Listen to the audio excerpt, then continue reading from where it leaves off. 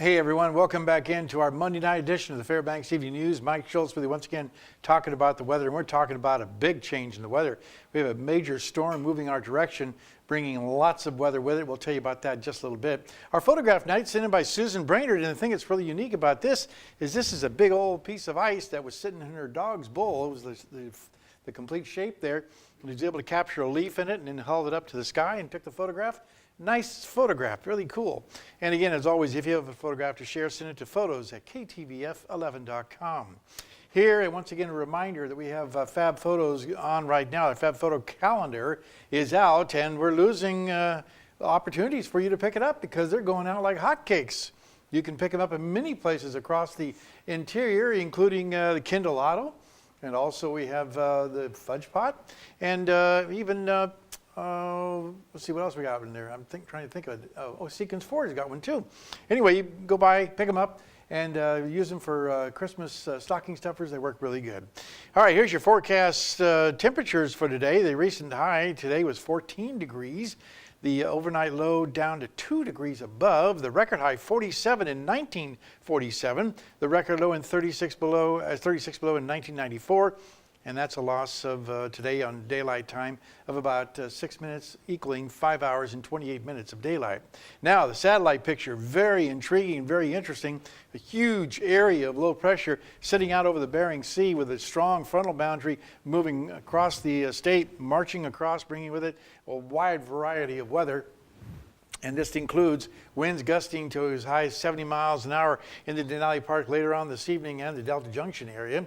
And as we zoom in on our latest radar, you can see all the moisture starting to work its way in across the interior. We're looking at light snow moving into the Fairbanks area, becoming heavier later on this evening into early morning hours, and then more snow tomorrow. Now, as far as what's going on for the blizzard conditions, well, we don't have a blizzard warning, but we have blizzard conditions because the winds and blowing snow beginning late tonight will reduce visibility for Healy and mountain passes, and including Delta Junction and all the routes in and out of the Fairbanks area on the higher elevations. So keep that in mind. Just not a good night or a good day tomorrow to be traveling. As far as what's going on across the rest of the state, well, you can see we have rain falling around Juneau. Even though it's 22 degrees, that's some pretty cold rain.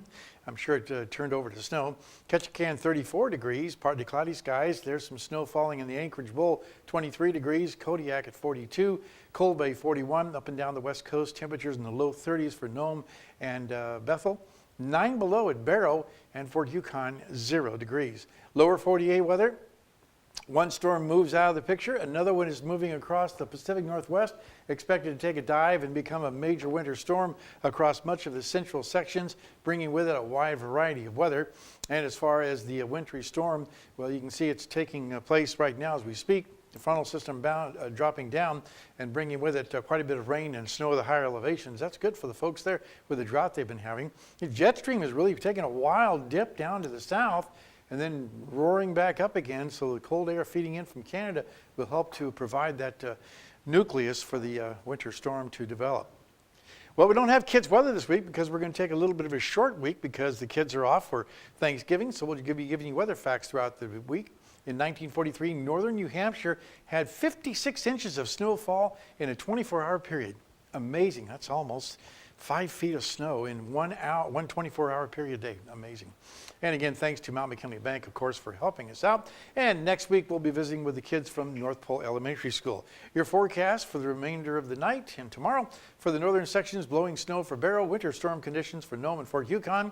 Over the interior, looking at 2 to 4 inches of Fairbanks in the Fairbanks area, blowing snow and low visibilities for Healy and Delta Junction.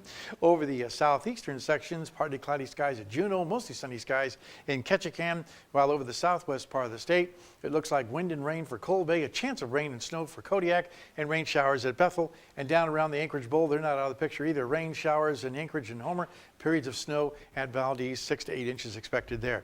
And our forecast for the remainder of the night, snow developing with 2 to 3 inches possible, 12 degrees for the overnight low. Tomorrow's forecast, 30 degrees for the high. How about that? And more snow into the evening hours, 2 to 4 inches expected.